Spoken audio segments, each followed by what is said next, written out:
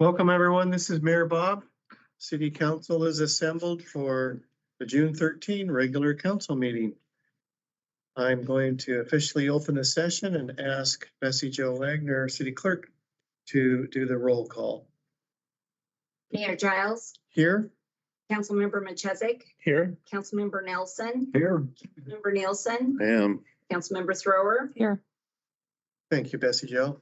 For everyone could stand, I'll lead us in the Pledge of Allegiance. Pledge allegiance to the flag of the United States of America and to the republic for which it stands, one nation, under God, indivisible, with liberty and justice.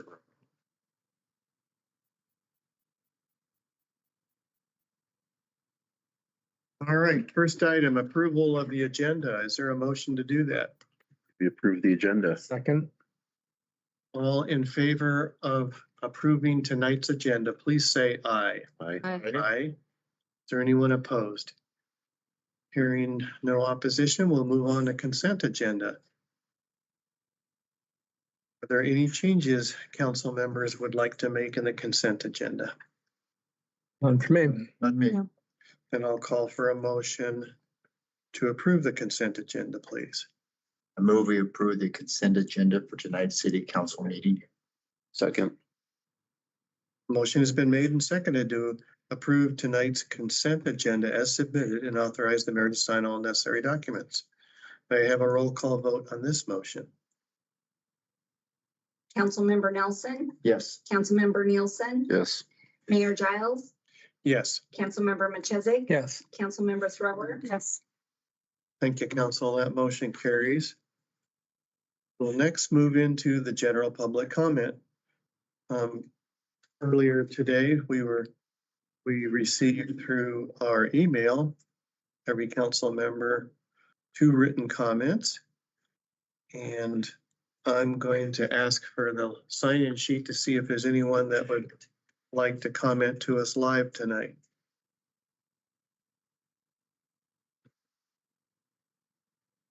Yeah.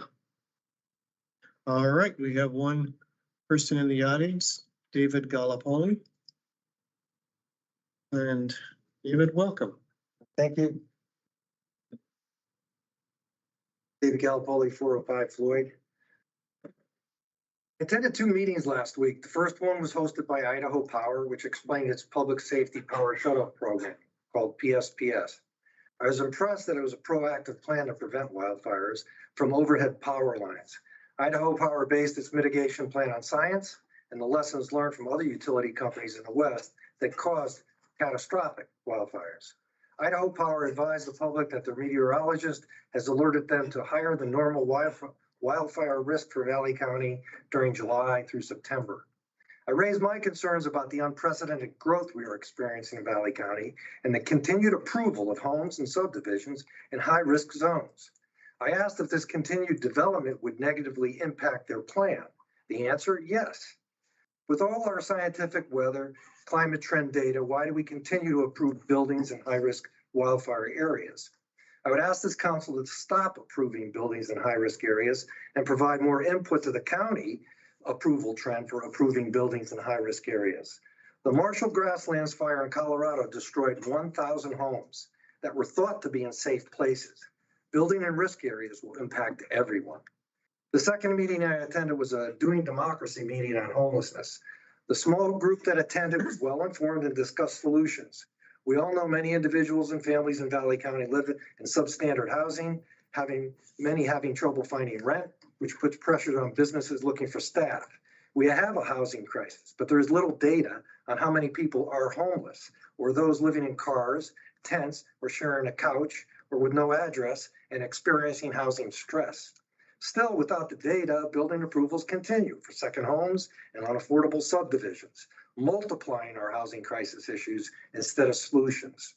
I offered a solution at a previous council meeting and sent it to our commissioners to discuss buying or leasing the Dinehart IDL land. A collaboration between developers, investors, the private sector, commissioners, and the state could devise a plan to build affordable housing. I sent this council an example of a creative plan from Middlebury, Vermont this week, and there are other models to follow, including the one in Ketchum. The cumulative negative impacts from approved growth in Valley County have become an exercise in checking zoning criteria boxes without the necessary impact data. Often zoning criteria is ignored, and the public is given excuses about how approving one application will not add to the more significant negative impacts we are experiencing. Why is there a rush to approve growth without sufficient data? Why not address the impacts of each application and how they add to the cumulative effects? Why not scrutinize each application and collect the data we need to solve our housing crisis and limit a potentially catastrophic wildfire in the future? Thank you. Thank you, David. We're gonna next move on. Was there anyone that had signed up on Teams to talk to us tonight? No, nobody signed up. Thank you. Okay, thanks, Bessie Jo. All right, next up, we're gonna talk to Julie Whitescarver. I think she usually joins us on Teams. I see someone from the chamber. It's me. It's Julie. Hi, Julie. Hi, Cool. guys. How are you? Very, very good. Thanks for joining us. Yeah, thanks for having me as usual. I hope everyone's getting into the flow of summertime. Really brief notes today. I don't have a lot going on in the summer since we kind of focus our efforts on educating visitors on what to do around town as far as recreation and enjoying our great outdoors goes. I want to say thank you to everyone that made it to the spring membership celebration 2 Thursdays ago. It was so heartwarming. We were at the Glass House. We celebrated Richard Surbeck of the McCall Music Society, and he was very touched. So I know PK, you were there. So it was just a really great testament to our community and our role as a chamber. And then next Thursday, we have business after hours at Tamarack at Osprey Meadows. So they're going to have free beverages, tapas, and a chip and putt demo if you guys want to come out. Any questions on that front? I don't hear any, but All right. thank you for the update. I'm glad the event went really well at the Glass House. It's nice to hear there's more scheduled throughout the summer. Yeah.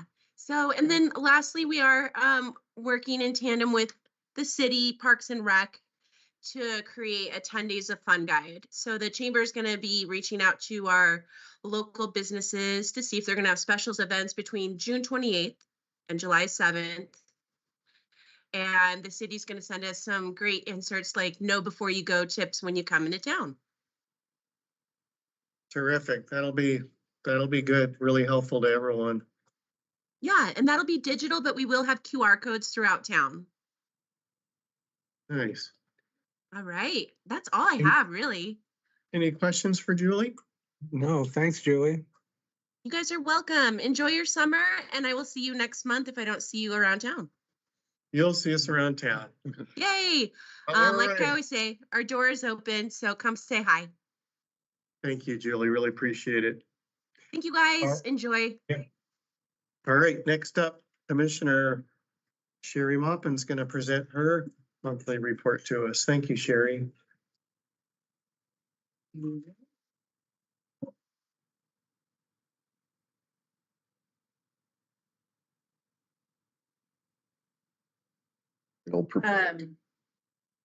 thought you guys might be interested. So the FAA road, which is where all of the aircraft in this area use the FAA off of that road. That road has been under contention for quite some time. A gate was put across it, and the ability to go up and fix that equipment has been under question. So the FAA reached out to the county, really, 3 or 4 years ago, and said, you know, we really need access to this equipment in order for our aeronautics up here. So we started doing the research. We've hired a historian, and she has found the initial documents that talked about that road being the initial access into Valley County. Great history, and so we'll put it out when we get it done. But we are going to file for an RS-2477 road on that, which will secure access to that area, and the owners will need to put that the gate down. So that's going to be a huge accomplishment. Then we're going to move on to some other roads in the area, but we have hired a historian, and there's a lot of historical data out there that we need to acquire to get some of our roads back. So we're working heavily on that. We're in the middle of budget, as everyone else is. We're having multiple budget meetings. As everyone knows, it's the 3% cap that the legislature imposed upon all of us in new construction is really starting to take some difficulties out of our budget. The 3% is really what we're trying to give our employees every year. And so new construction, yes, we continue to have new construction. We're still seeing, I think we had $280 million this last year of new construction, which equates to about $200,000 at the county level. But we also know that we have some needs of new employees and in order to support our division. So it's really difficult to try and balance that. So legislative conversations, that's going to be one of the first off this year that we have with them, is that cap needs to be relooked at. It either needs to be indexed to the CPI, somehow being able to change budgets based upon what's actually happening in the marketplace. So we will see where that goes. They were not receptive last year. We have a new engineer on our staff. I'm very excited to announce Dan Kuntz is up with us now. He will oversee our road division now from this point going forward. He has 30 years experience. The last of it has been with LTAC for the last 10 years. He's done most of the engineering for ITD in this area, so he's very familiar with Valley County. So that was a huge get for us, and we are very happy to have him on board. Hopefully I can get him up here to come and meet all of you and just introduce himself to the community. But in having conversations with ITD on the corridor study that they had promised us, they've taken that $5 million and put it into the study at Banks-Lowman Highway. So we're still pushing to get them to acknowledge that a corridor study needs to happen. We're also pushing heavily for passing lanes. So I went and drove the route between here and Smiths Ferry and sent some pictures on where the county feels like there should be passing lanes. If you have input, please let me know. There are some wide spots in the road. They need to be paved. Some of the silliness that we see is because people's frustration just gets high when people are going too slow, or, they obviously are just impatient. But I travel it multiple times every week. And yes, there are times that people need a passing lane. So working on that. You guys saw the ITD projects. I don't know about you, but I am concerned about what our visitor experience is going to be for the next couple of years.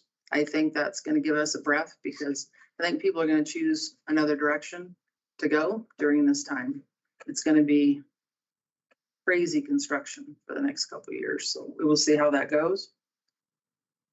We also have a lot of construction going on. It's construction season. A lot of people, we have gotten multiple complaints this year. This was the craziest winter that we have had in a long time. We didn't get the freeze. What we got was a lot of mud. West Mountain Road was almost impassable. We know it. We understand it. Tamarack's working on where the biggest problem was right now. That will be paved clear down to where their employee housing is by 1st of July. So that's going to extend the pavement on West Mountain. This year, hopefully, we're going to take and chunk out those areas. There's about 6 areas that it's all just a Forest Service road is what West Mountain was. There was never actually a base put in. It's just sand. So every single year we get the springs coming up. We get all kinds of issues. So we know it's a problem. It's a $50 million project to fix. And that's not on the table right now. So we're going to try and take care of what we can in the areas that we have. So if you see something, please let us know. We are familiar with it, aware that there's issues. We're going to pull up a lot of pavement this year, and Spink is going to be one of them. So the area going up to the transfer station is going to have some work done on it. So bear with us as we get that road. It's going to have the pavement pulled up, and then it's going to have some chip seal put on it. So there's like 4 or 5 roads this year that we're really redoing for chip seal. So there's going to be a lot of county work up there. An update on the landfill conversation in Idaho County. We did just meet with them, and we did move forward with trying to establish a regional landfill. It's going to be an ongoing conversation. Large conversation this year at the legislature is going to be flow control, which means basically Republic is trying to change the law to where it has to be an RFP in order to where your trash goes. Right now, in the law, it is the county commissioners get to choose where our trash goes. So they want to change it. So lowest bid gets the receipts. We need to be really careful about this because if we create our own landfill site, which will bring down the cost for all of our taxpayers and secure a long-term site for us, if we lose that flow control, then we would lose the ability to send trash to our own land. So large conversation, lots of stuff going on behind the scenes this year with that. But we've got to keep an update on that. There's also a lot of concern on who oversees landfills right now. The health districts have got people to do it. DEQ's in charge of it. DEQ's taking a long time to do anything right now. They don't have the staff. So we don't have a lot of oversight right now. It's really costing other counties on their landfills, and some have been closed. So it's very much a concern to me. No one thinks about where your trash goes, but if we don't have a site that will accept us at an affordable price, it's a big deal. And we just got notice that Payette is going to increase our tipping fees. So trash is going to go up. Update on the IDL lands. We're still in conversations. Bob, I don't know if you saw my email, but we have another meeting coming up in July, trying to work out a constitutionally correct decision on some of these IDL lands and how we maintain those and conserve those. Still working on that. Wanted to let you know, Idaho Power is going to be putting up a new substation where we're putting our new road department out on Gold Dust. That's going to create, they are bringing in some long-term battery storage. So it's going to create a lot of stability for our power grid in Valley County. I think that's a huge plus. We are upgrading the Cabarton boat ramp. Anybody that wants to get in at Cabarton, there's been one of the slides that have been a problem. So we are adding to that. So you should have a better experience at the Cabarton boat ramp as we go up. The rodeo grounds, if you come to the rodeo this year, there's going to be an additional, I think it's 300 seats. So we finally can actually advertise a rodeo down there and allow even just the locals to come to the rodeo. They always have 100 people that don't get in. So we've taken down all of the arena, purchased a new arena, putting up new seats. That whole thing is going to be redone into something that's special for Valley County. So we can all participate with that. So fair and rodeo grounds this year are going to look much different. And then as we move forward, you're going to see new bathrooms, announcer stand, place for drinks. That and you can rent that as we move forward for events. So if something comes up, please keep that in the back of your mind. That will be an event venue in the southern end of the valley. And we did, let's see, we did close on the AmeriTitle. AmeriTitle still has the ability to stay in that building until next February. So you're not going to see the county move offices until after that time. So we'll be where we are until next February, and then I'll just keep you up to date there. Legislative conversations are already starting that we are all going to have to work together on this year. There are water right issues becoming a huge issue in the state of Idaho. Southeast Idaho just had a water call, which they have not had in the past.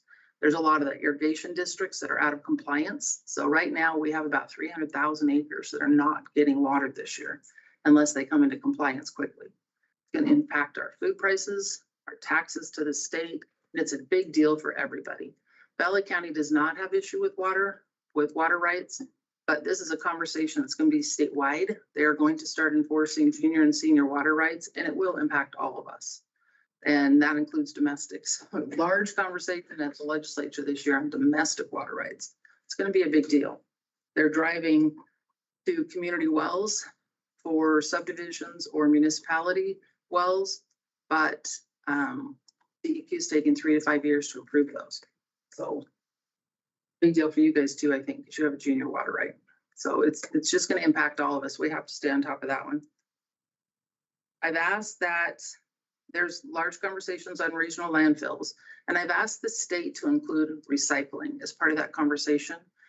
Why can't we all come together and figure out how to sell recycling products? If we have more that's being delivered to the site, that's going to help us find buyers on the other end. So the state is willing to have that conversation about regional sites and including recycling as conversations. That's what I'm working on right now.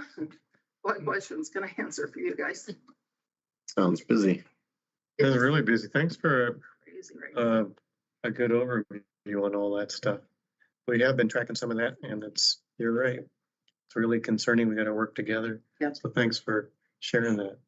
And I think if we come together as one voice at the legislature, it makes a big difference. We're gonna have 3 new legislators this year representing us. And one of them has been there before, the other 2 have not. So we have junior legislators. It's gonna be really difficult to get anything done. So if we come together with one voice and stand strong, we might accomplish a little bit more. I agree. That's always a good strategy. So Sherry, go ahead. I just had a quick question on that first topic about FAA roads. Is that the one up to No Business or the one up to Snowbank? The one up, I think it's called Snowbank at the FAA tower. Is that the one they keep cleared all winter? Then they don't open it till, but the developer that he's got all that ground for sale right now, we're gonna make sure we get it back before somebody purchases that with the thought that that can be a close gate. I know I've always heard it called the FAA road, so I will. well, I know there's Concerns. one, the other one, like off of West Mountain, like down towards Smiley, that goes up to No Business. I think it's also sometimes referred to as the FAA road, but that one's got a gate on it partway up the mountain. That's the one. Okay. No Business to me comes out further south. This one is to the north a little bit. Okay. Well, that's good news.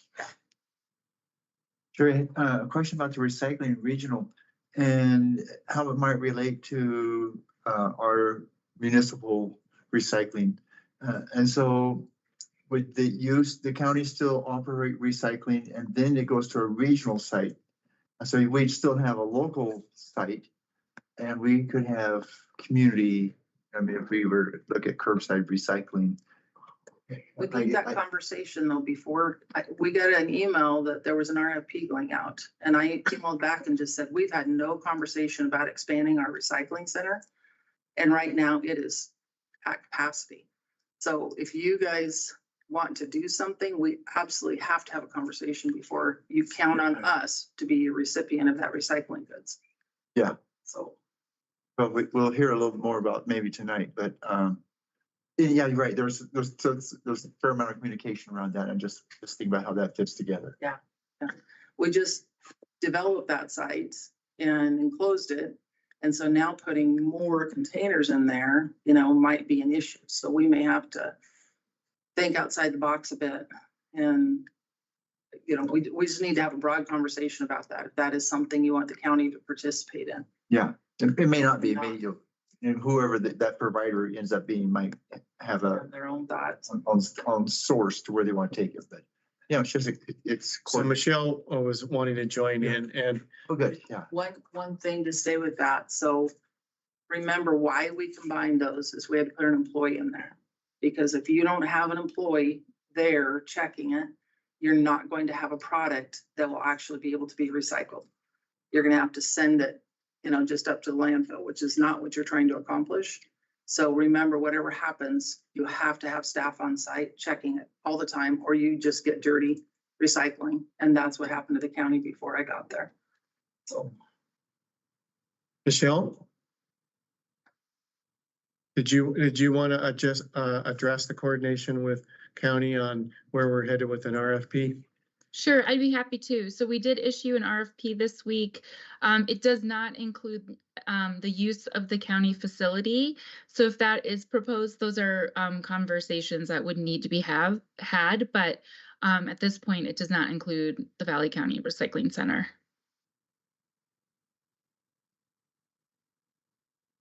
Okay, good doors Never open. include somebody to watch over it, because that you won't get anything good out of it if you don't do that with. All right. Hey. Thanks, Sherry. That's right. Thank you, Michelle.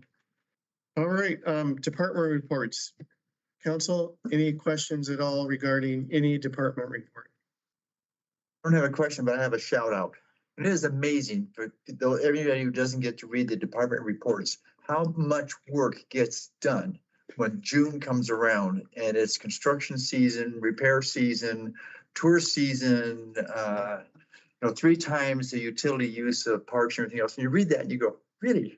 All that happens on the same staff without, the amount of that can happen with the amount of people, to me, just made me think, hats off to the people who manage the leadership and the workforce that carries this through that season. That's all. Thanks.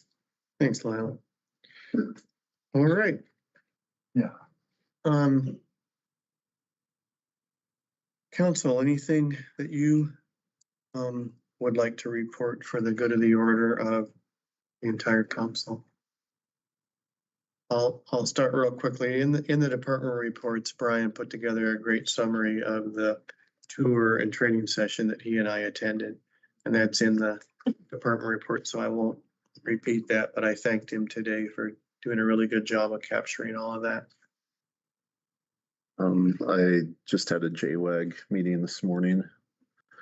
We're getting closer to having a master plan done. We're hoping sometime in the next couple months. So hopefully when that comes to fruition, we'll get a first look at it sometime this fall. Great, that's very encouraging. Anyone else? Okay. We'll move on. We'll go into the business agenda, and our first item, Brian is going to help us. Did Brian sneak in? He's here, yeah. He's here and live. Okay. Brian Parker, city planner. This is Agenda Bill 24-109, findings of fact, conclusion to law, decision document for the CUP Mile High Marina expansion. Hey, thank you, Mayor Giles. Yes, this was, it's been in front of you guys several times. The April 4th meeting, you guys voted to approve it and direct me to prepare the findings of fact, conclusions of law decision. Reflecting that decision, that was prepared and put on the May 9th consent agenda, which point it was pulled off the consent agenda, and there was not adequate council members here at that time to get a affirmative majority vote. So it was continued to this meeting. So that is what is in front of you now. Thank you, Brian. Really appreciate it. And I want to thank council for agreeing on a date when all 5 of us could be present. Thank you, council, for committing to that. All right. Are there any questions from any council member on the current version, which is the same version, I believe, Brian? There were no edits made from the April meeting. The title of the document is Findings of Fact, Conclusions of Law, Decision Document.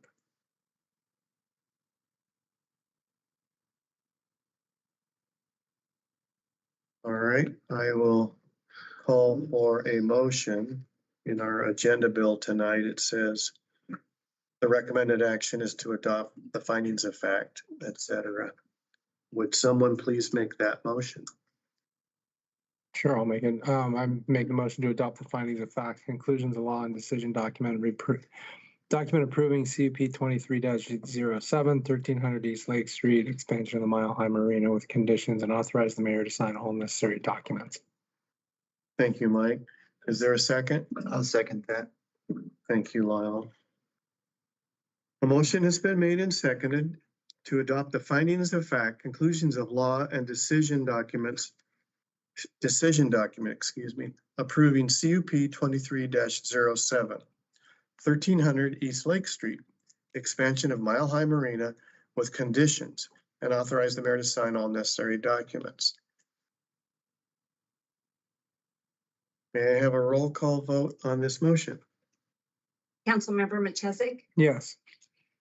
Councilmember Nelson, Yes. Mayor Giles, Yes.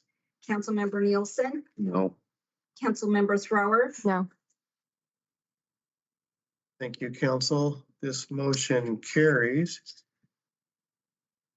And we will, and Brian, you can move, since the motion carries, you can move to formalize or finalize things and prepare it for signature.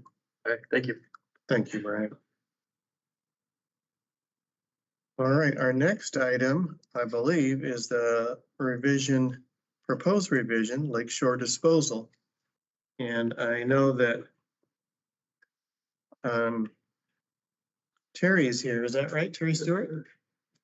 Thank you for joining us.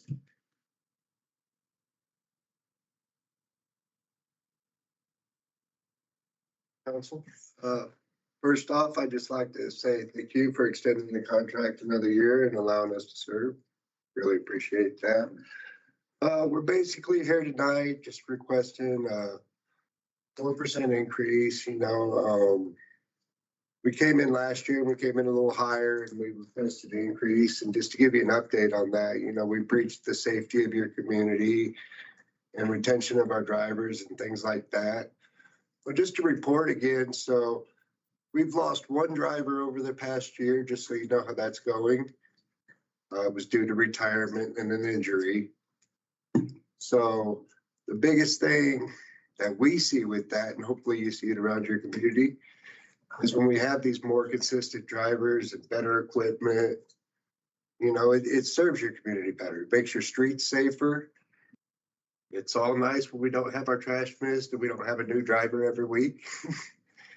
It keeps the community happy. So tonight we're just here requesting the 4% increase. Mainly that's just due to the cost of living, yearly cost of living. All right, and who on our staff do you coordinate with on this? A lot of it's been Betsy Joe. Okay. Yeah, it used to be Annette, but with her being gone, I don't know Bill too well, but I have been coordinating with Betsy Joe. Thank you. Is there anything you would like to add, Ms. Bessie Joe? No, Or we pretty ask- straightforward.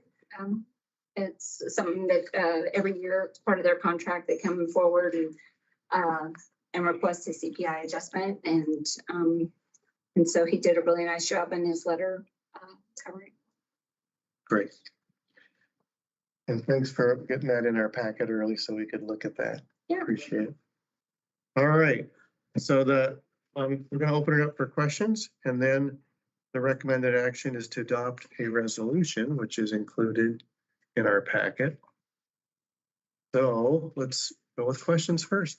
Does any council member have questions for either Bessie Joe or for Terry Stewart? I have comments, but not questions. Okay. I think 4% is quite reasonable given the conditions. Mike, Sherry, no better, but I think the median house price has risen 7% or something of that nature over the year. In Valley County, the rents per acre per bedroom now is listed at $1,000. So I think the cost to keep employees here in terms of the housing exceeds 4% across the board inflation for the year. Even though it fell so much this month, let's hope that happens again, but we're still running at 5%. So, it kind of runs across all the major categories of expenses. So I don't think we're doing anything beyond keeping our employees and our service level funded from the previous year.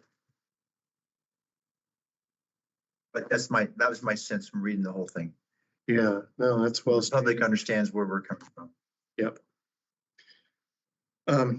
Anyone else have questions or things they would like to pass along? Right. Then I will call for a motion to adopt resolution 24-05.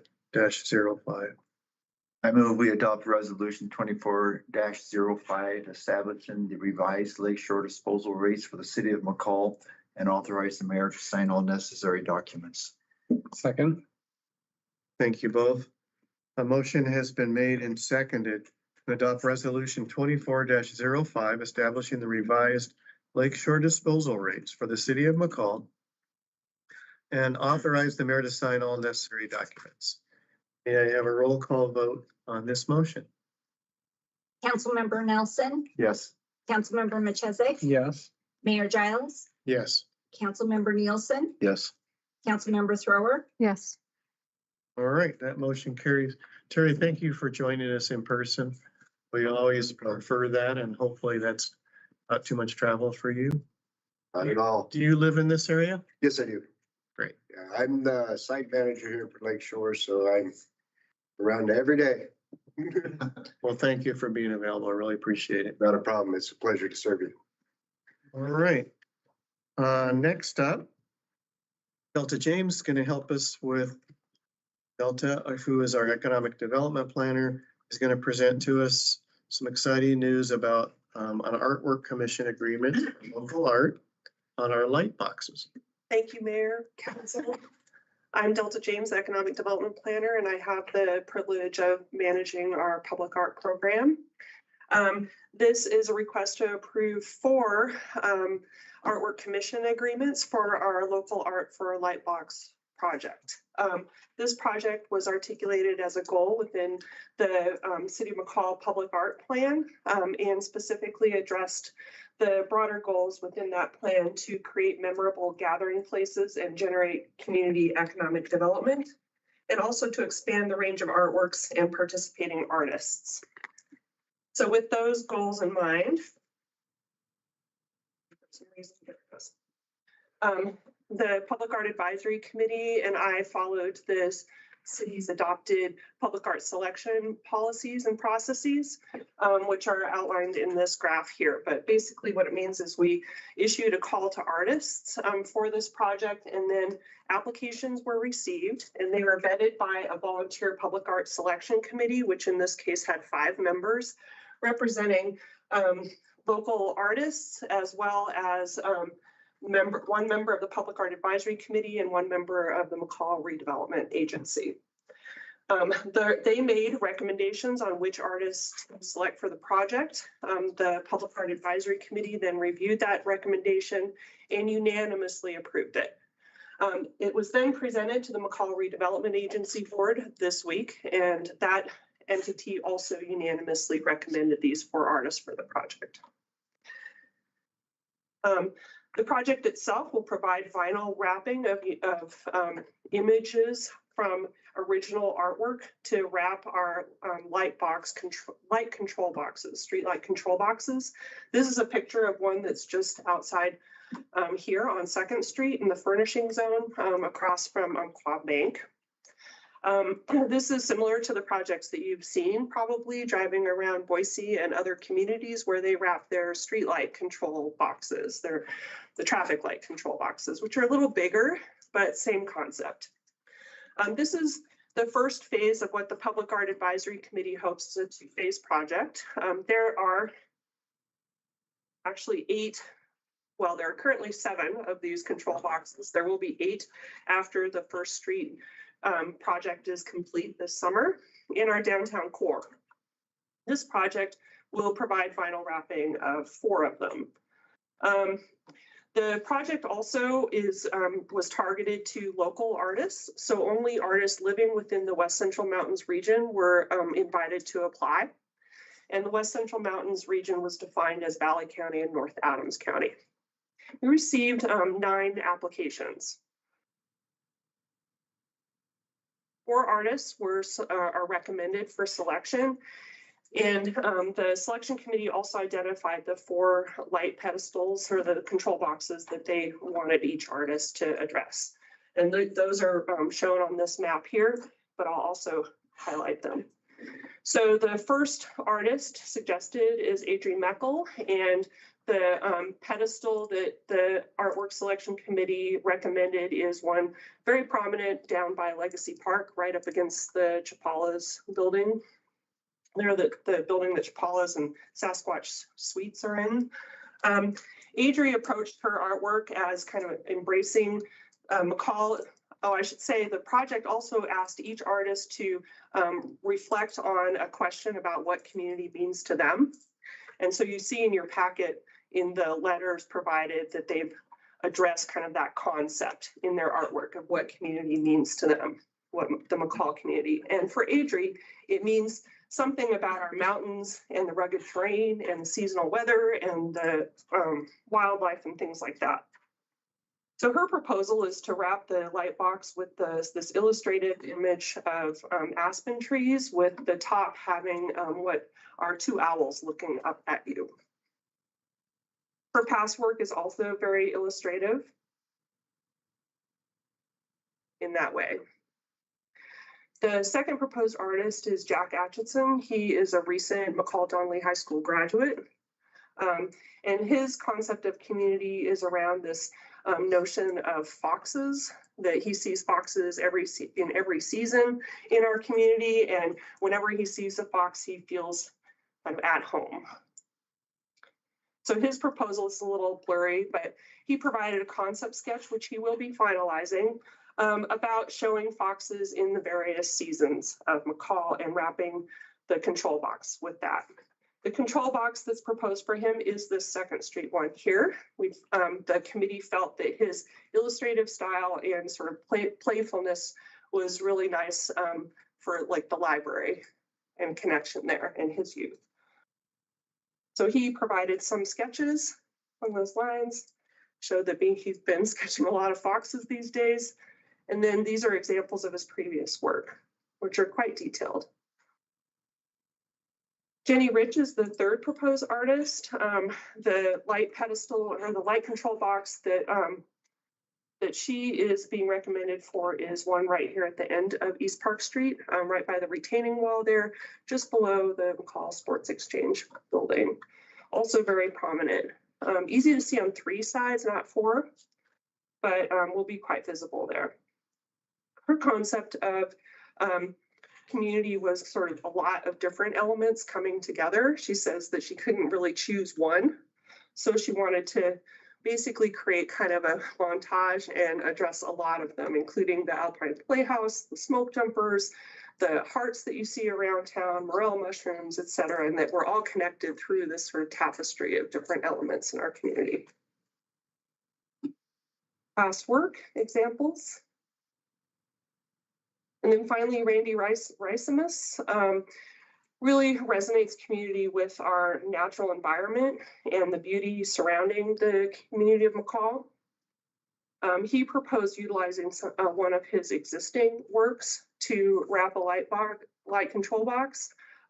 This light control box is right near Hometown Sports, which the committee felt was a good relationship with his imagery in the outdoors and recreation, but also it is within, just on the edge of Veterans Memorial Park. And although this image was taken when the foliage wasn't mature or wasn't fleshed out with leaves, in the summertime it will be well framed around with some natural foliage.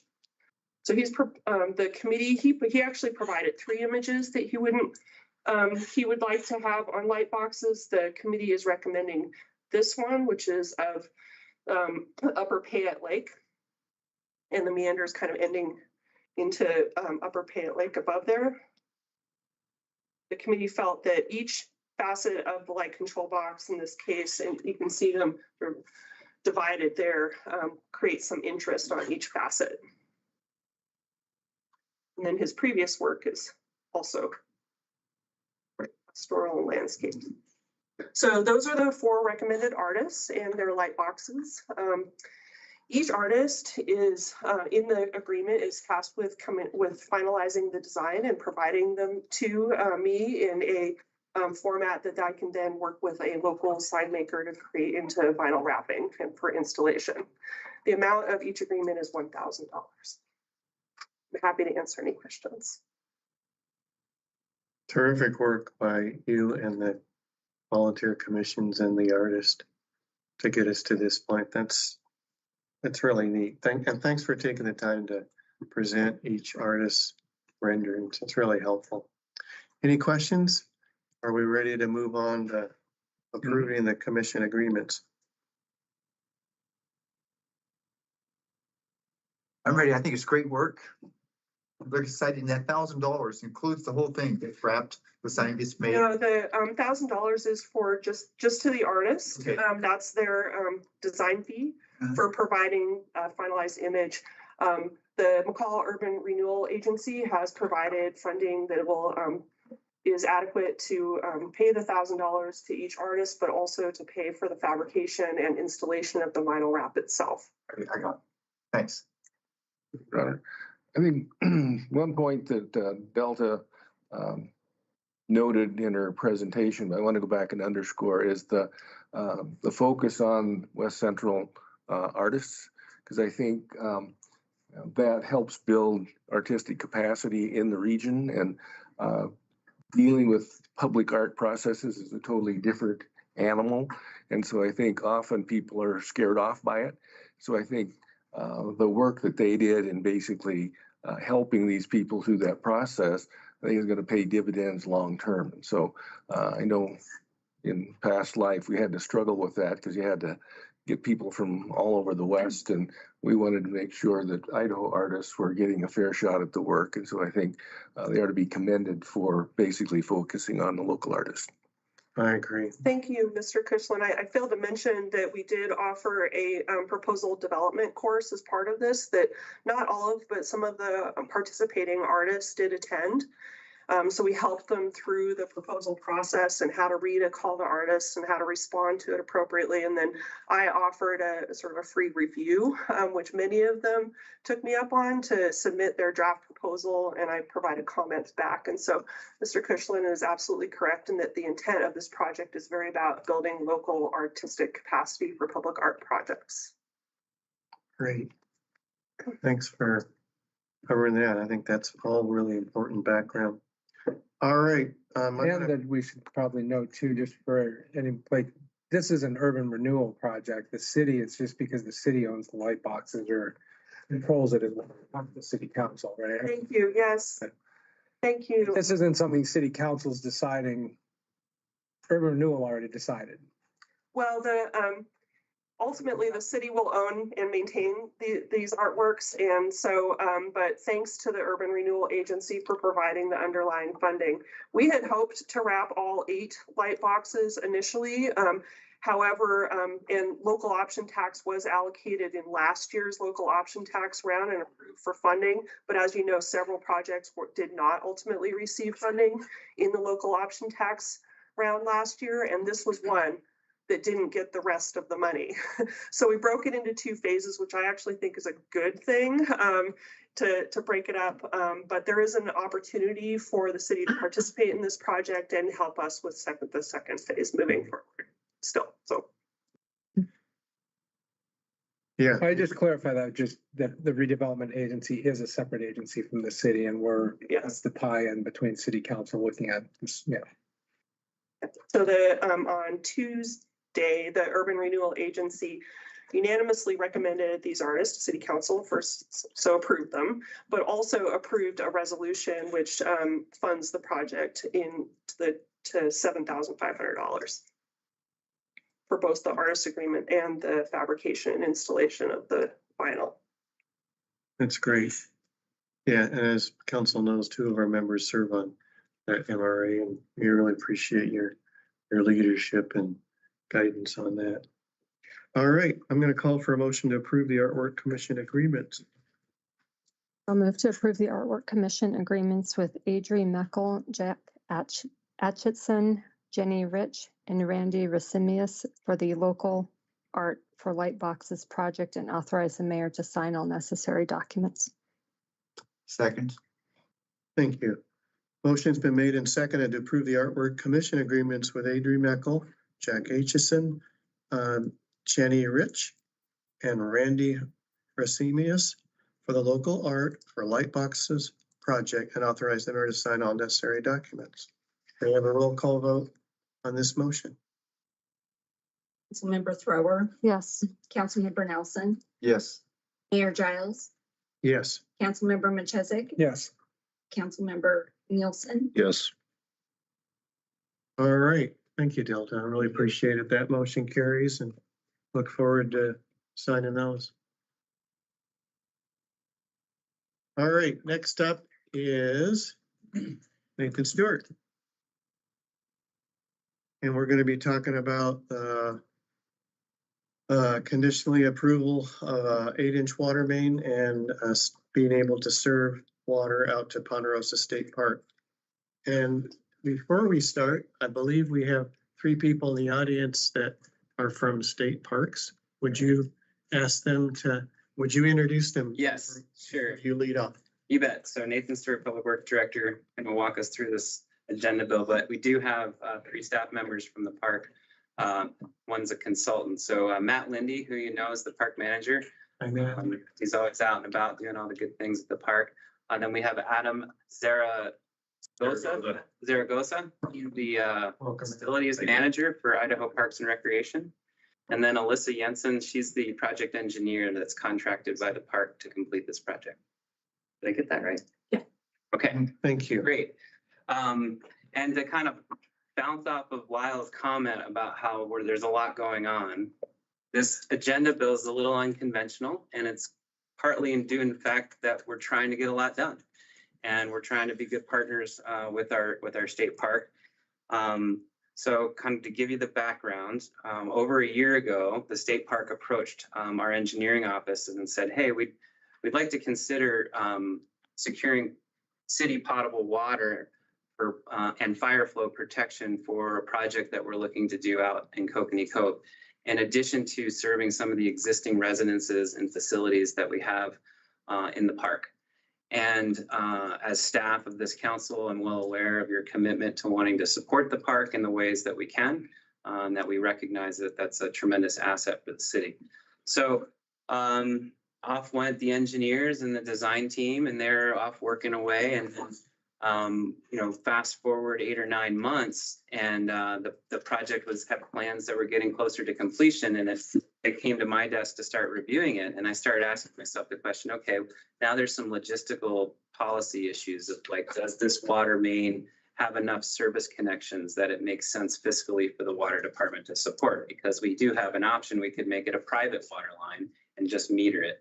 That became problematic in the sense that you really want a looped water system to provide fire flow protection. You want to have enough flow going through that water main to really support a structure fire that would be out there, as well as the potential forest fires that might exist. Now, obviously, an 8-inch line with a few hydrants might not fight a forest fire coming from the east. But at the same time, if there was a spot fire, that water would be available. So we had some benefits there to the project. I sat down with Phil and said, hey, Phil, I've got some concerns about how this pencils fiscally. So then we started saying, okay, well, what can we do? We went back to our water modeling consultants, Bo and Collins, and said, hey, can you give us a perspective of the density of connections that would go on this line? And as my memo kind of describes, the density alone with just the proposed development at Kokanee Cove and the existing residents wasn't compatible with the rest of the system. So we had somewhat a legitimate way of saying we could charge you more. But we all got together on a Friday evening at 5 o'clock one night. They all came up from Boise. We sat here and we kind of staked out, well, if we could get a commitment from the park to connect their campgrounds, then the density would be very commensurate with the rest of the system. And so charging them a premium wouldn't necessarily be required. And of course, Matt and the rest of the park staff said, well, that's part of our goal. We would really like to do that. But we're not sure we can commit to that immediately. So you see in this memo, there's a discussion about that. So then the other real tricky part about this is that small portion at Kokanee Cove's outside the city limits. And our codes state we cannot provide city water outside the city limits unless that parcel annexes in. But we have a process for that, which is called an annexation application, which goes to the Planning and Zoning Commission. They eventually give a recommendation for approval to the City Council, and then the City Council decides to approve or deny that annexation application. So now we have a process, we've got a way to do it. We've got kind of some ways in which we can get this project going. We don't have to create a separate unique fee. We don't have to violate our codes by doing that. But there is a little bit of a discussion point about, well, what does an annexation actually provide the city and what does it maybe not provide the park? And really, the purpose of the annexation is to get around the code requirement that you have to be in the city limits to receive water. Now, there are certain things that the city has legal control over, and there's certain things that the city does not have legal control over when it comes to state land within the city. So that what's important to understand is that by requiring them to annex, that doesn't necessarily give us any more authority or not over their land, which we're legally allowed to do or not, but it does give us the opportunity to provide city water. So as we continue with this presentation, be thinking about that, because it's really a question about, like, let's have a discussion about what's not up for discussion, right?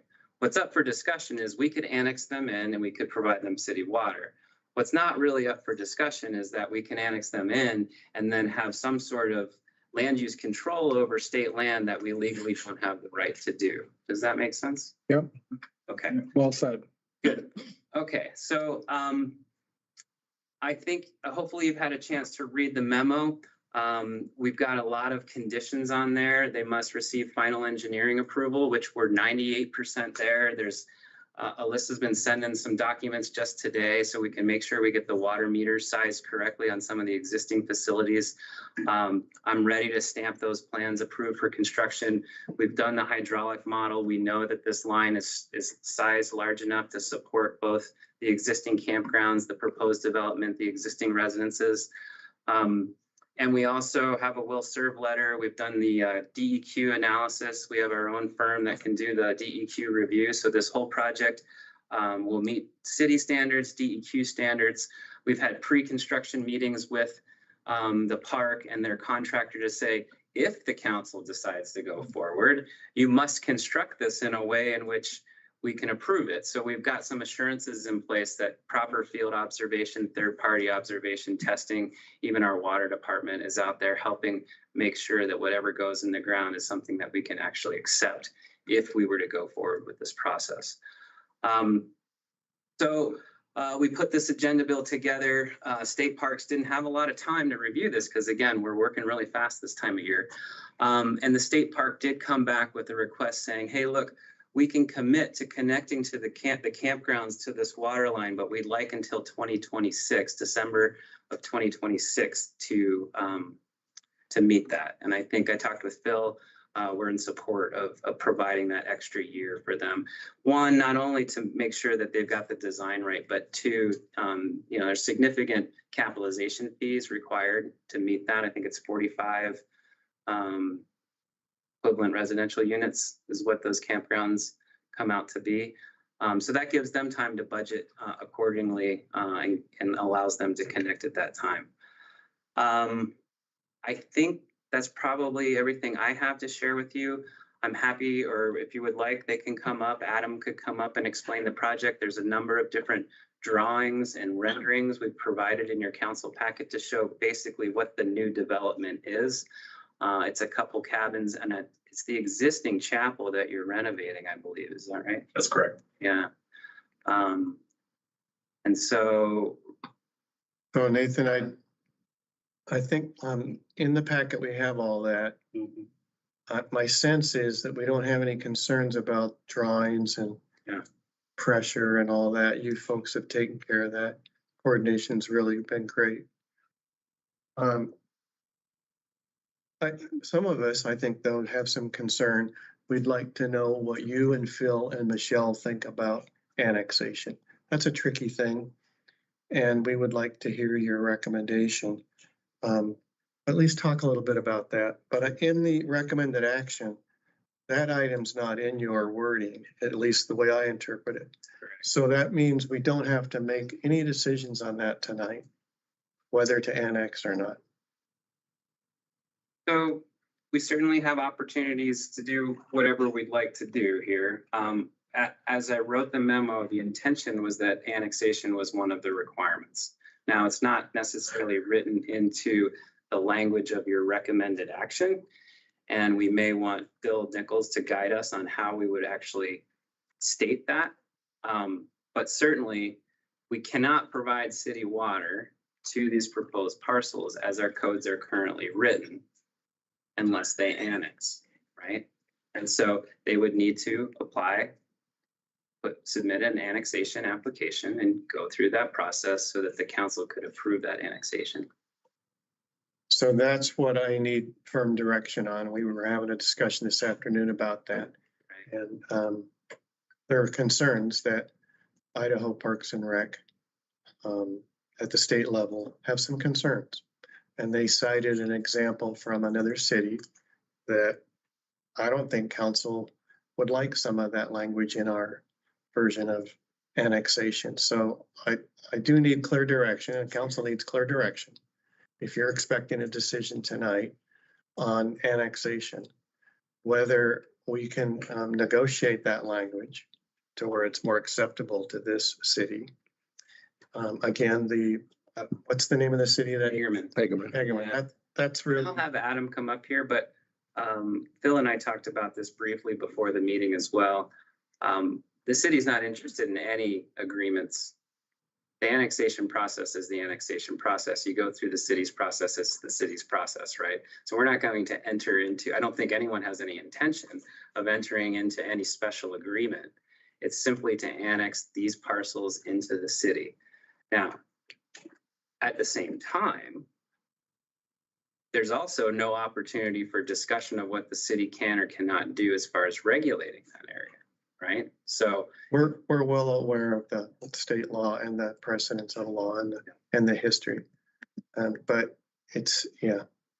All right. So Phil, you're on board with that after review with Nathan? And Michelle, you're on board with the language that's in our recommended action, and knowing that over the next so many months, we have to, I'll use the term, work with our partnership and negotiate the language in the annexation agreement? Michelle, could you comment on that? Because annexation agreements involve your department.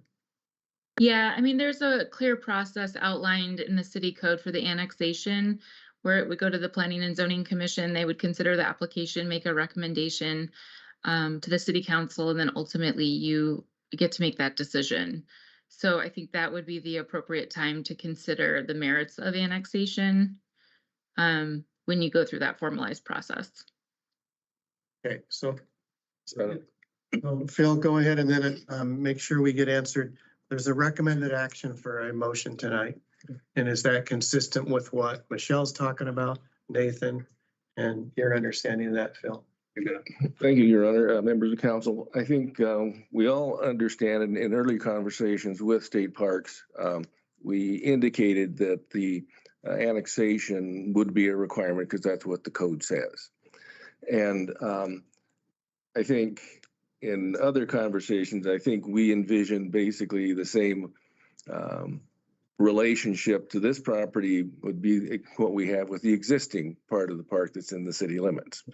And so I don't think there's any expectation that any kind of annexation would convey any more authority on the part of the city to control activities in the park than we already have. And so it seems to me that basically we're dealing with basically a boundary amendment to the city limits, not an issue of new requirements or any kind of conversation other than that. We just want to basically respond to the council's dictate that it happens to be inside the city. And my thinking, if for some reason that's not acceptable, then certainly we don't accrue any different land use authority by the annexation. We don't receive any property tax revenue from it. So I think there's really no site benefits, if you will, accruing to the city. There's obligations, I think, for the police in terms of responding to incidents out there. So there's an obligation. And so basically what's standing in our way here is the council policy. And so I think if it can be a simple process where basically we're amending the boundary to wrap that piece in with the rest of the park, I think that's an easy process. If in fact there's a more complex agreement sought, then I think there's a question about whether or not we want to tie the rest of the park up in that agreement, or would it be more appropriate for the council to amend their policy and make an exception in this case? So I don't think we have those answers at this point. We're hopeful that it can be a seamless process and it can be concluded as we had envisioned it at the start. But I guess the important part is an expression on the part of the council is, do you want to allow the connection? Because we think that there's a significant city benefit in having that water line extended out there. Certainly in a period of drought and potential fire that we heard about earlier, that I think this would be certainly beneficial to the city. We have worked in close partnership with state parks through this process. And so we want to see it come to fruition. I think we just want to have a little bit of flexibility in that last issue, depending on how it goes through the process and the ability to come back and talk to you about an alternative approach if that seems the reasonable way to go.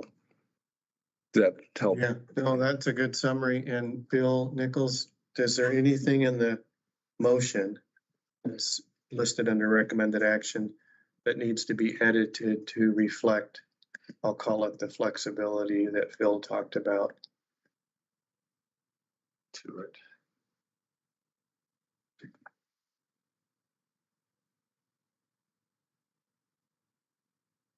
273 is the page number.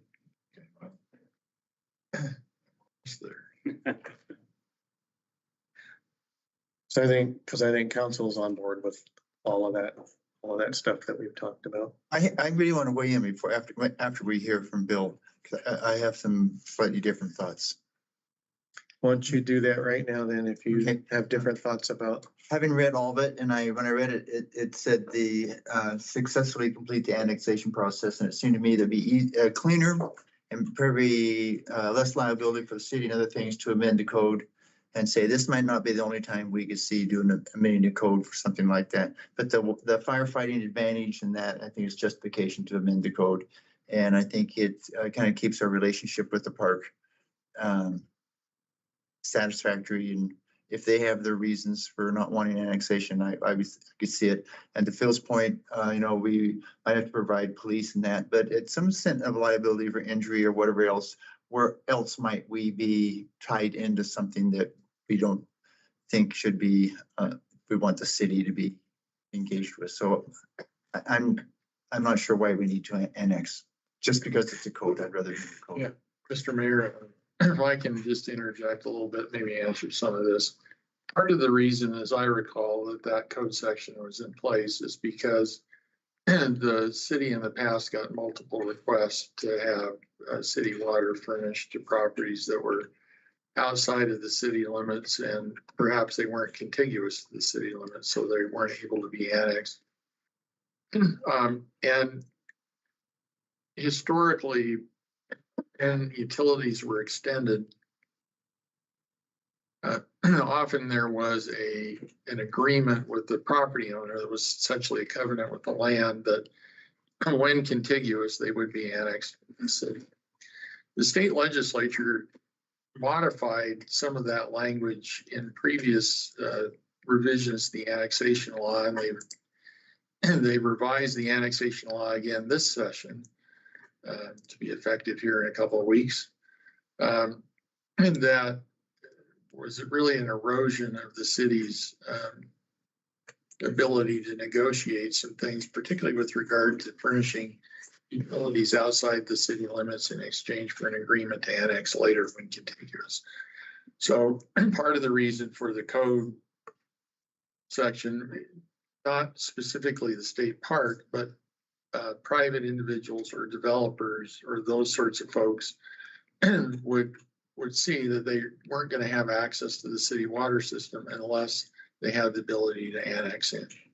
And so it's when we start talking about a code revision here, it makes me a little nervous because it's not just the state parks or Department of Lands or some sort of state agency. It's more the other things that in the past have come forward. And so, although it has eroded, the decision whether to annex property or not has been a legislative, so-called legislative decision and not a quasi-judicial decision according to Idaho case law. And that gave city councils flexibility with regard to whether they took in a parcel or not. And so I just to give you the background of why that code section is in there, it wasn't so much Ponderosa State Park, probably not even thinking about Ponderosa State Park, or some facility they might have that was adjacent but still outside the city limits. It was more the private development side coming to the council wanting that connection, and then Katie, part of the door, you're never going to get those parcels annexed even when they're contiguous. And then you lose all kinds of jurisdictional issues. You're responding to calls that should be the county sheriff and other things. And so I wouldn't recommend that you amend the code. What I think we're talking about here is, I think it could be, if it's annexed, the issue of whether there's control or not, I realize that's a contention from the state. They want to have complete control without having to apply for zoning permits or anything like that from you. But if it's not annexed, then how can't furnish the water to those properties. And then the state would be looking at an additional surcharge on the water bill because of the updated or the increased cost of maintenance on the line. Okay, So to kind of dial it back, if you want to approve this motion, I think it would be, it would seem to me, and Nathan, you can correct me if I'm wrong, but it seems to me if they're not planning on this being done until 2026, we've got time to go through the annexation process, or is this something that has to be built now? It needs to be built now. And again, that's a factor we took into consideration when we strategized this approach. The process of amending the code is doable. I'm sure we could figure out some way to amend the code. I honestly don't think it's necessary. I don't think there's any benefit we gain from that. I do appreciate, the concern that we have, but I'll share my screen here real quick to give some perspective of what's going on. While you're doing that, Nathan, can I ask a question? Yeah. What's the problem with the annexation? well, if you read the Hagerman agreement, That would not apply. So Well, there's nothing in this well, I- stipulation that suggests we're going to enter into that agreement. that's the problem. A lot of this information we received in the last 24, 36, 48 hours, and it seemed like it would apply. As long as we have your assurance, Nathan and Bill, from the state that we get to negotiate and work with what the language is going to be, that's great. I think council's on board. I think, What's the language that you're talking about? yeah, maybe Michelle could chime in here. But as far as I understand, the annexation application just requires an approval. So essentially, It's a everything It's a very detailed document. I find it very offensive. I'll call it the Hagerman proposal because it's what they agreed to. And I guess I just need to clarify, my staff recommendation has nothing to do with entering into an agreement with the state park similar to the Hagerman situation. Our annexation would be if we were to annex this portion that's highlighted in green, you would effectively change the city boundary, and the same relationship with everything that's in the park today would be exactly the same. It just would include Kokanee Cove. That's what I'm saying. Okay, Nathan, but in fairness to all of us that have been reading everything every night that's coming in late, That's not what was implied. Good. Okay, so as long as you and Parks and our legal authority and Phil agree that we get to write what that annexation agreement's gonna be, go through the normal process at P and Z, Correct. we're fine. Yeah, I think that's it. But I do, out of courtesy, I think it would be good to have Adam come up here and respond on behalf of the park as well. Well, I get some, with this finishing that, sorry, Colby, and then let Colby go, it's just the developed part of Ponderosa State Park is already in city limits. Correct. This portion is not an island out there somewhere. It's just extending, it's contiguous. Immediately adjacent. That's right. So what's confusing to me, it doesn't seem like it needs to be, is we're just talking about changing the boundaries so that we can serve water. And as long as the financial aspects of that all work, the only thing that I'm missing here is that, like, in those areas between Chipmunk, Strawberry, Conifer, Flynn, a lot of that, those folks were on wells. And because when that became all part of the city, they all needed to connect to city service within a certain period of time, I think. So that's part of the campgrounds, and the residents and all this would then be connected within a certain period of time. Am I following? Correct. So as proposed. Okay. Because it doesn't seem that complex in that realm to me. The reason it's complex is because we received feedback from the park, and I wanted to include that in your council packet. The park, in their response, included an example of an agreement with Hagerman. But that was not to suggest that's what we're going to do. That's what they suggested they'd like to do. And I responded back to their staff yesterday and said, there's no deal here. The annexation is just the annexation. We're not going to enter into a deal like we did with Hagerman. And if that were proposed, this whole thing would die because you would deny the annexation agreement. So I think, without putting words in the park's mouth, what Phil and I have been operating under is an efficient and expedited way in which we can get city water provided to these existing residences without changing code, without proposing new fees, giving them time to get the campground connected. And if for some reason, through that annexation application, the park decides that they want to create some unique deal, you have the opportunity to accept and reject it, and that water line may never be connected to the city system. So you certainly have that authority, but I don't think from the staff's perspective, anything would be presented through that annexation application, other than for the purpose to serve water and the purpose to support the park as the city within our legal requirements. So, couple questions. One, is this the project that's underway currently out there? And that's a portion of that is through city limits currently. The state can just go ahead and start digging a ditch. So their property. Their property. Okay. Second question, do we collect local option tax from the short term, like the existing accommodations that they have out there now? The ones that are in city limits, we do.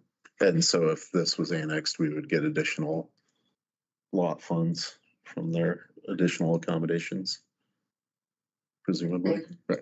Less than 30 days. Yeah, those are the two questions I have. Yeah. So I think the answer is yes, right? I believe that's correct.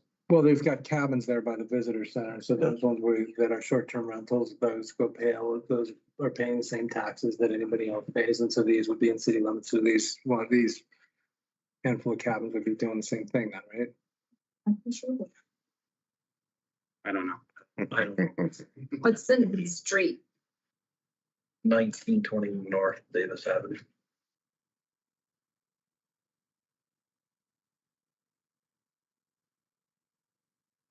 All right, council has asked me every meeting to keep us on track.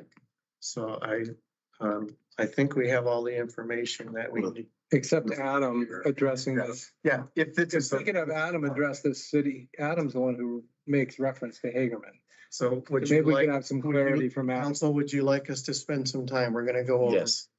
I'd like to, yeah. Thank you, Bob. Thanks for All right. keeping it on schedule, but I feel like just to get clarification, because Adam's here and he's the one who wrote the letter that referenced Hagerman, we might want to just be clear on that. Right? And Nathan, you've been very clear. Bill, thank you for your insights, and Mr. Nichols. Bill, thank you. Okay, Okay, Mr. Mayor, members of the council, just to get right to the point, the city of Hagerman annexation was an example that we entered into with the municipality. It wasn't to be specific to this particular situation. It was just provide an example of what we did recently for a campground that we did down in Hagerman. So, and working with Nathan and his staff, it's been great. The urgency for us right now is we've got the water line that was mentioned for the construction. There's a staff residence that's being built out there right now. That water line will serve that staff residence. In addition, and I wasn't part of the initial conversations with Nathan and his team, was the funding strings that are tied with the Kokanee Cove development. So I don't know if you all are familiar with the American Rescue Plan Act. Yep. Okay, so funding strings or commitments that contracts are in place by the end of this calendar year with full build out by 2026. Well, the agency the last couple of years has been appropriated $65 million of the American Rescue Plan Act to hit projects like this. So that's why, again, I don't know if Nathan knew early on in the process the funding strings that were with it, but that's why it started rolling the way it did the last few months. So, but yes, just to get to your point, Mr. Mayor, that was intended to be an example of what we recently did, not to be the one that we would enter into with staff. thank you. Yep. For explaining that. Any follow-up questions? So the park's comfortable with the arrangement as stated that we'll go through the annexation when we get there, and you feel our trust and relationship is good enough that you can proceed with your work, and we get there, we'll find an agreement that's similar to the property you already have. So essentially, we're just gonna have the same agreement, just an expanded boundary. And you're comfortable with that? Just for clarity with the council and the mayor is, I think the primary purpose for the annexation is the water line service. Yeah. As long as we continue forward with the agreements that are already in place for land use and development, I mean, we go out, we build campgrounds, we build other stuff, we're really not going through P&Z, as long as that we're all in their mutual understanding. State Parks is happy with that arrangement.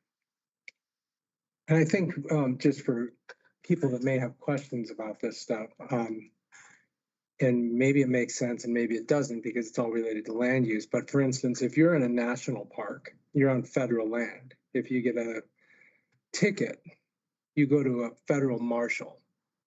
But that national park is in a county within a state. Yeah. That's what we're talking about here, is that the state of Idaho owns this property. It's within our county. It's some of it's within our city, but it's still a separate thing that is above us.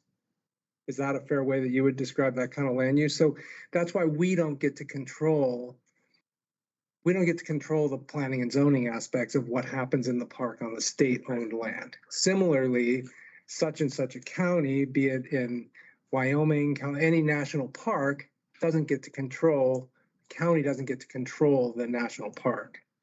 Yep. Right? Generally, yes. Yeah.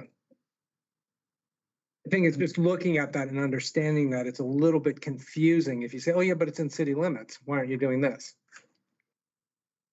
Yeah. That's your, okay. That's the concern. That's why, Nathan realized it was Yeah. a little later than what it was then, but I felt the need to at least put that out there for, if the annexation is for the water line, let's go forward. So the question on that, you're comfortable with the time frame that it would take to accomplish the whole annexation process? Is that, I mean, what is the time frame? How did Michelle's on the line. She might be able to answer that. Michelle, did you hear Colby's question about probable timeline for annexation process? Yeah, I did. So we have a pretty quick turnaround. It's 6 weeks from when they submit the application, it gets scheduled. It does require 2 public hearings at planning and zoning and then city council. So it kind of just depends on when they submit and meeting schedules, but I mean, it's definitely something you can get through in 3 to 6 months, depending on how long the applicant takes. So, and just to mention, I mean, just to clarify too, the annexation, there's an application. It's basically an ordinance, a new legal description. And then obviously considerations would be given to kind of code provisions and public service and all of those other things. And one last final comment is we may want our city attorney to weigh in on land use with different jurisdictions, because it does differ from place to place, and there might be differing legal opinions on that. So, but there's a very specific outline process that isn't too timely. Yeah, and it sounds like we're only in fiscal year 24. So the deadline's 26, so sounds like that's very possible to get that through and do a quality job on that. Yep.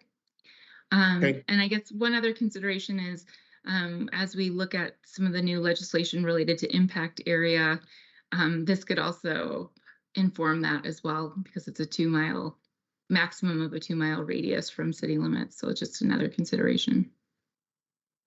Is this little cove within that distance? I forgot the name of it. Immediately adjacent. Okay. Borders it. Yeah, it's All right, adjacent to the city limits. So that shouldn't hang us up then. Okay. Sounds like we got the right motion, the wording, we got the flexibility built in. We're headed towards working in good faith on annexation. And we have a good team to keep us in line. So I'll call for the motion. Okay, I move we approve the proposed 8-inch water main extension with conditions as listed in the attached memorandum.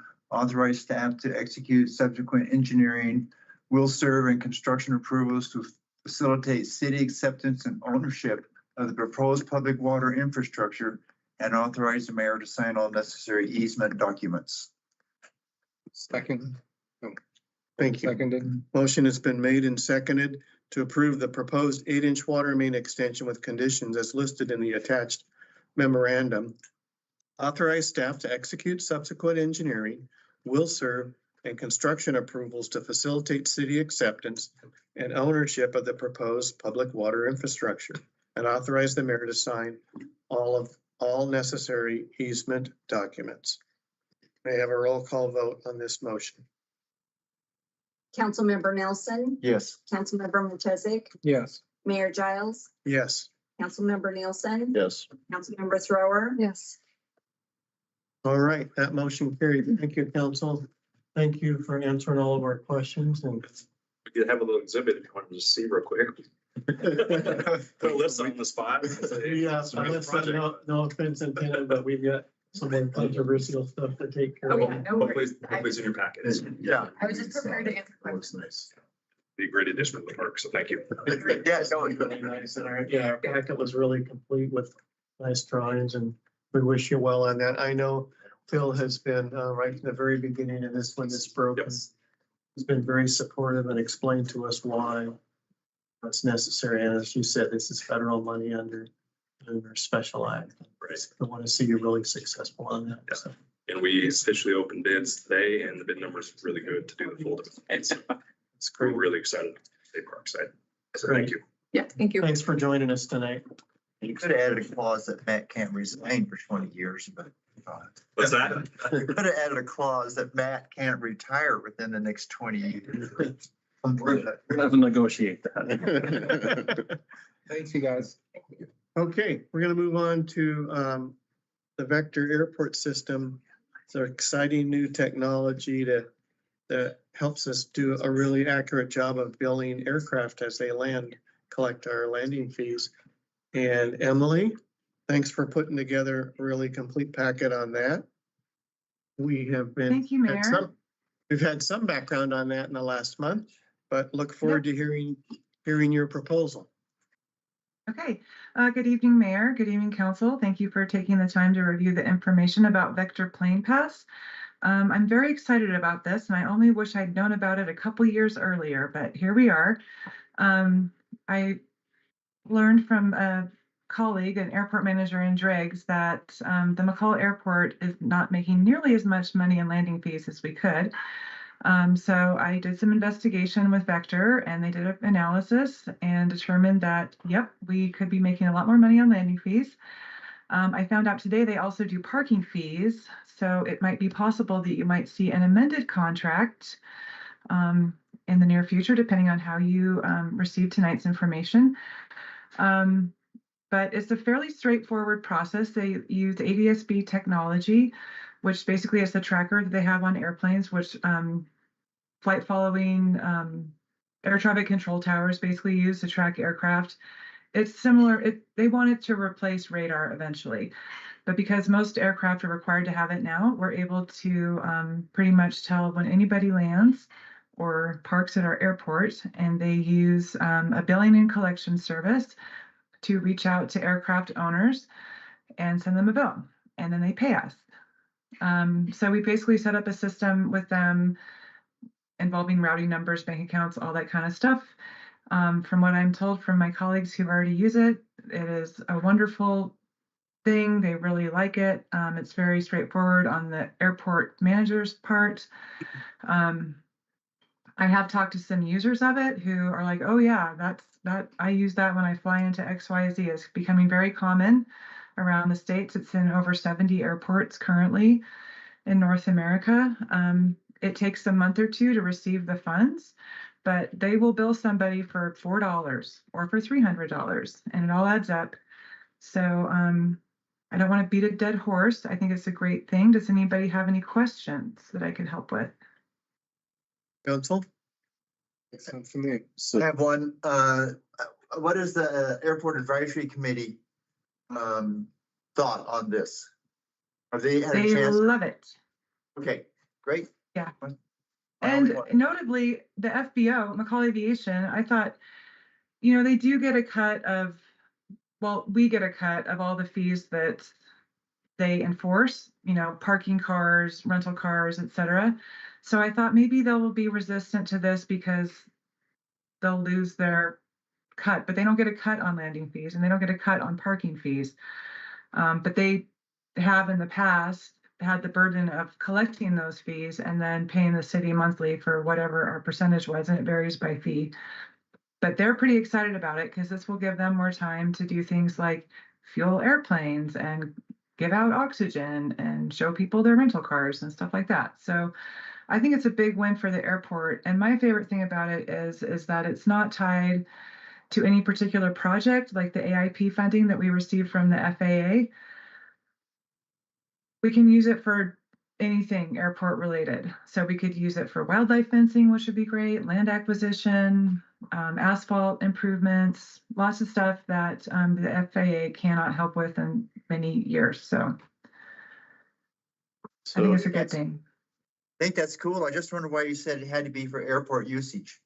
I mean, it's a city collected fee. Is there some tie-in for any reason that goes to the airport?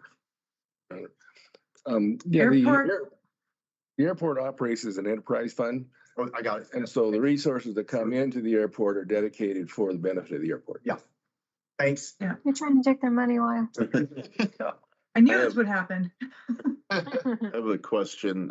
Is this, are all aircraft subject to landing fees, or is it just based on a certain weight? Yep, it's going to be anything 8,000 pounds and above. Okay. And it will include helicopters as well. We just have a big increase in helicopter activity at this airport outside of fire season. And I think those individuals or companies need to stop paying. Like that Chinook that's been parked there for a few weeks, they're just kind of waiting to get on contract with the Forest Service. They are paying a nightly fee of $45. That's our highest fee for a large aircraft. Once they go on contract, if they do, then they will be part of our O&M agreement with the Forest Service, so they won't pay for parking. But yeah, so if an aircraft is based here, like if the owner has a hangar here and that aircraft is based here, regardless of the weight, it will not incur a landing fee, and anything below 8,000. land for free. So just out of curiosity, not being not knowledgeable about such things. So a lot of the bush planes are under 8,000 pounds. Is that what that means? Oh, yeah. Yeah. Yeah. So like those. Now, pretty folks much that- everything you see tied down on the east side of the airport, all the little single engine Cessnas, Cubs, all that stuff, they will continue landing for free. But the big aircraft do take,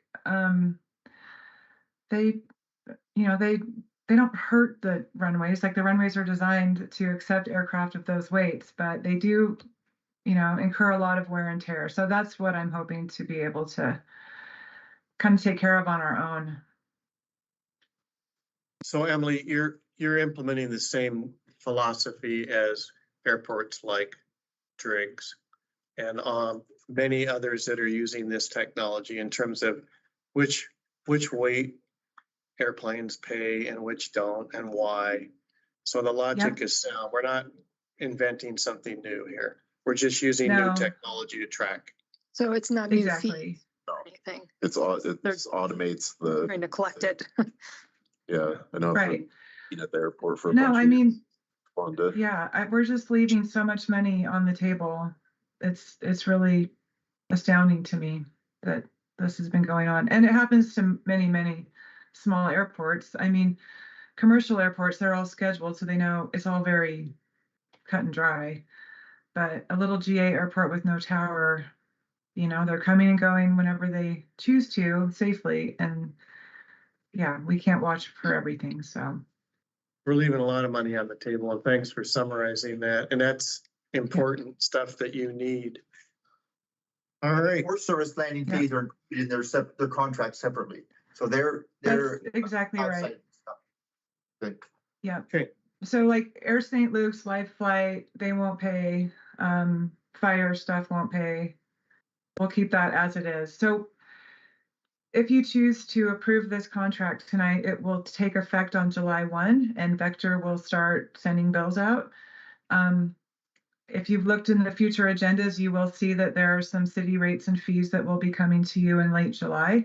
So our fees are going to change, not too much, but they're going to be written in a more clear way for the average user, including pilots don't understand a lot of the stuff, how it's written. So, and Vector is able to, within a day or two, just update to the new fees.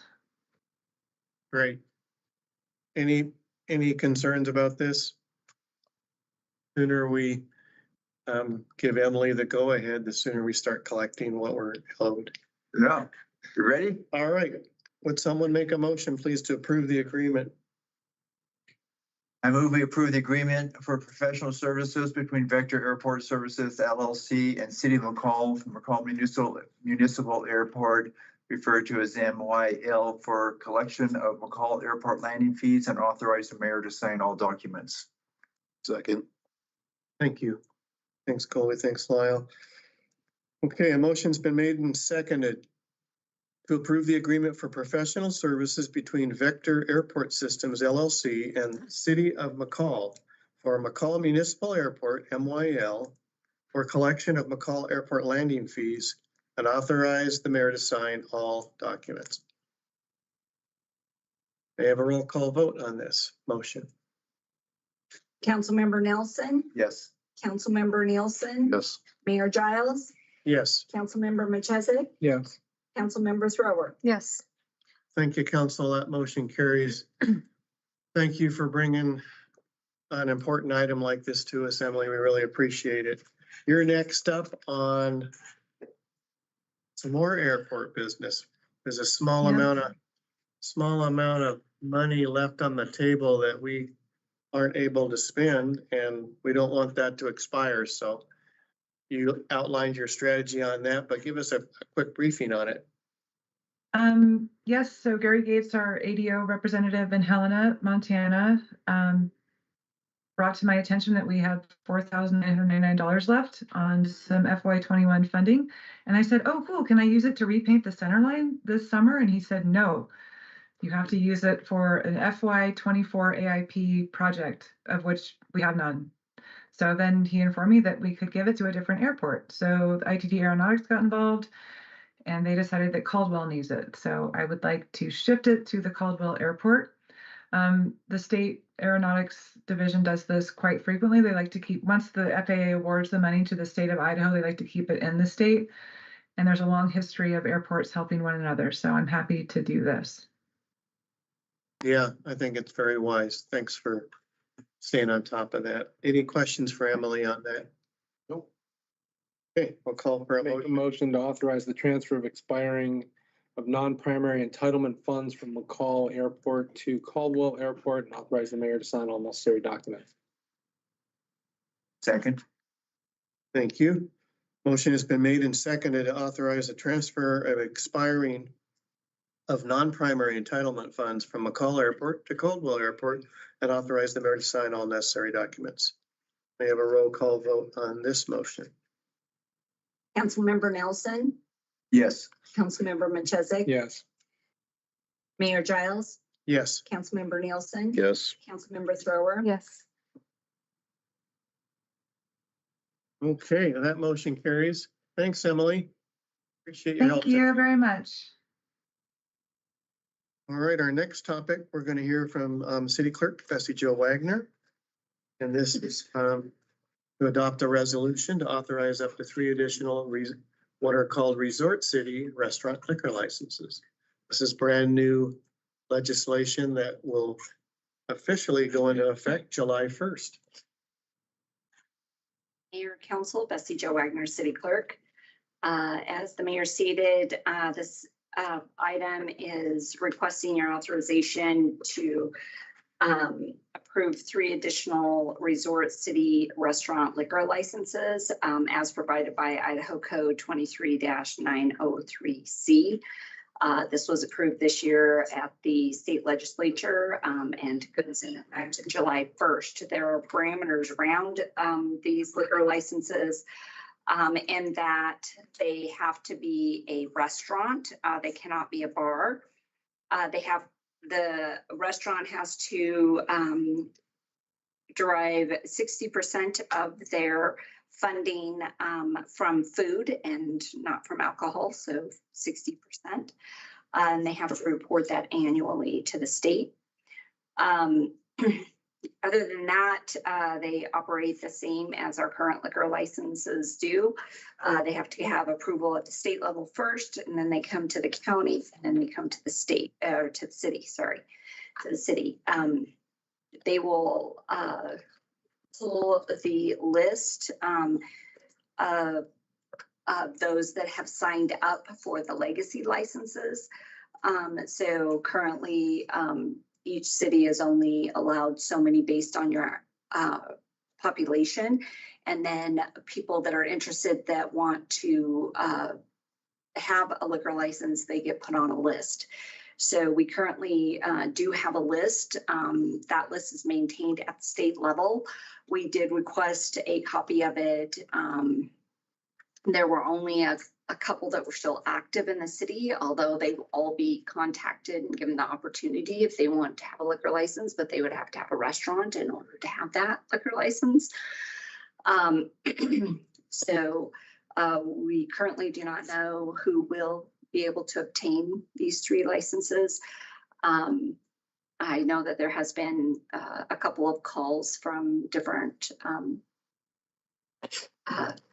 restaurants here in town that are interested, and so we deferred them to the state.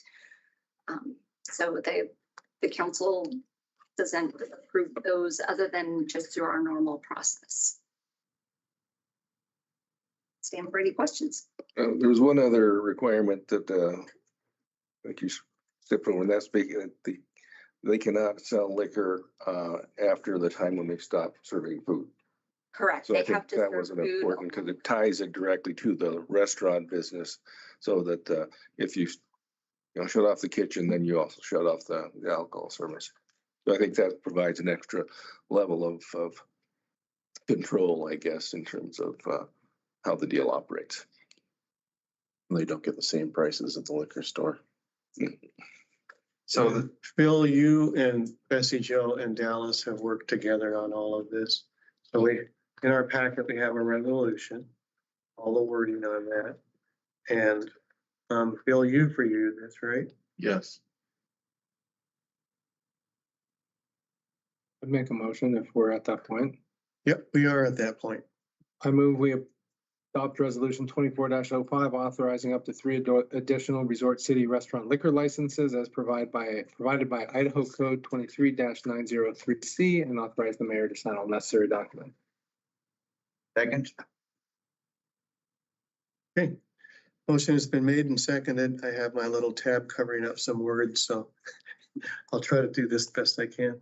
Adopt resolution 24-05, authorizing up to 3 additional Resort City restaurant liquor licenses as provided by Idaho Code Section 23-903C, and authorize the mayor to sign all necessary documents. We have a roll call vote on that motion. Councilmember Machesik, Yes. Councilmember Nelson, Yes. Mayor Giles, Yes. Councilmember Nielsen, Yes. Councilmember Thrower. Yes. Thank you, council. That motion carries. Bessie, Joe, Dallas, Bill, thank you for working together on this, making sure we got it right. Appreciate it. There's the legislative intent behind this that involves this was actually introduced in the Senate and from a part of our state that's wary of these kinds of things. So it's really important that it's done professionally and really done to the spirit and intent of the law, which this resolution, I believe, fully complies with. So again, thanks for doing a good job on that, pulling that together. So it seems to me like Lake Fork, Donley and Cascade, or Donley and Cascade should be eligible also. Well, there's certain parameters of identifying as a resort city, and one of those things we have to include the sewage flows. Yeah. To show that there's a influx during. So if they they do collect local option tax, so they're currently considered a resort city, but they also have to then provide the sewage flow, so they would also have that ability. Yeah, I think they should qualify. It would seem like it, similar to us. Summit County is going to get. Let's just take care of our stuff. I'm just trying to figure out when I'm going to drive up and down the road on Saturday and Friday night. Okay. I think we're on to a meeting schedule, right? And Bessie Joe helps us with that. Yes, so on your upcoming meeting schedule, just a reminder that next week, June 19th through the 21st, is the AIC conference. We currently do have a registration available. So if any of the council would like to go that isn't already signed up, we could sign you up. It's kind of last minute, but if you are available, we can get you on there. Then on June 24th, we have the city manager final interviews with the department heads in the morning. And then in the afternoon, in executive session, the city manager final interviews with the council. Then that evening, we will have the finalist meet and greet with the community. And then on June 25th, the council will meet and determine if they would like to choose one of the finalists as their new city manager. Also on June 25th, we added in there the short-term rental code review and work session with Michelle. We're kind of running out of time to get that in there. So you guys were already meeting. We figured it will take about an hour, I believe is what she said, for that work session. So right now we have it 9 to 11, but it could go till noon possibly on that day. And then on June 27th is your regular meeting. There is a couple of big items on there. There's a public hearing for a child care facility at 106 East Burke Street, which is the Park Place building. And also there will be a public hearing for the boat ramp access fees. Then we have just some standard items for your consideration, including the floodplain appeal findings. Then on June 28th is the budget work session. We do have this meeting going until 3 o'clock. Just in case you guys need that much time, in addition to the work session with the budget, we'll revisit the tourism lot discussion and receive directive from the council on where you would like the shortfall to come from in the case when we do have a shortfall with the tourism LOT. Also, Nathan will present the water and streets CIP. And then in July, we're back to our regularly scheduled meetings, July 11th and July 25th. And then our final budget work session will be on July 26th, where the council will have a tentative budget adoption. And then your actual public hearing for your budget adoption will be August 22nd. Does anybody have any questions or concerns that we can with upcoming meetings? There's lots of them. Lots of them, yes. 1 week we have one every day except for Wednesday. Yeah, we get Wednesday off. That's awesome. Oh, and that was the other reason for adding the short-term rental code review is that Michelle thought it would be prudent to have Councilmember Thrower available, and she would not be available in July for the work session. So Yeah, thanks. Tell Michelle, thanks for no, that out. It's really important that we all are present. Those are pretty heavy topics. Can I add a meeting? Could you add a meeting? Okay. The county is going to be inviting all of you July 29th to start conversations around impact areas. Okay. And there's some, Michelle had brought some change in code that we need to discuss. So we have that as a day for our regular meetings on Monday, but we could be flexible maybe on times. So just put in the back of your mind, our attorney is probably going to reach out to your attorneys and see if we can't put something on the agenda. That's July 29th and it's a Monday? Yeah. Okay. Yeah, thanks for. and what time would that? You know, I'm just putting it out there to see what would be best for the council. We'll be there that day. So, you know, we can be a little bit flexible on timing. I know that it's more difficult during the day, so. We have a special meeting always scheduled on the first Thursday, August 1st, where we'll be available. So that Thursday. Might be able to do that. So if is that an evening meeting? It's a morning. No, the first meeting is an evening. Oh, yeah, that's right. It's not a August 1st. session. Yep. How long, or how big is your agenda for that night? There's nothing on there yet. And that one's a special, so that things like this that can roll, so it doesn't impact their regular meetings. Reach out and get back to here's on what might work for it. 2 dates available. Yeah, thanks, Sherry, for the heads up on that. There's probably a better chance if it is an afternoon, late afternoon, like 5:30, August 1st, people would have a better chance attending that. I won't be here August 1st, but I also won't be here for July. But Bessie Joe, on that schedule, it says that I'm out on August 8th. I will be back on August 8th for that meeting. Oh, yeah, that's the date you're back. I'm not sure exactly, but it's something like the 2nd, 3rd, 4th, somewhere around there. Pretty sure it's not the 1st though, but I'll just. sorry, I just haven't looked at. So it's July 8th till August what? July 4th. And let's say August 3rd. So is the first statement correct, June 26th to July 1st, or is? Yeah. So, okay, so Yeah. then you head out on July 4th, July 4th. okay, And let's say August 3rd. August 3rd, okay.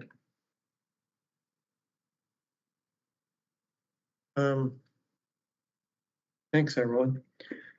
Who would like to make a motion to adjourn? Motion to adjourn. All in favor of returning to its regular city council meeting, please say. Aye. Aye. Thank you. We're adjourned. Where's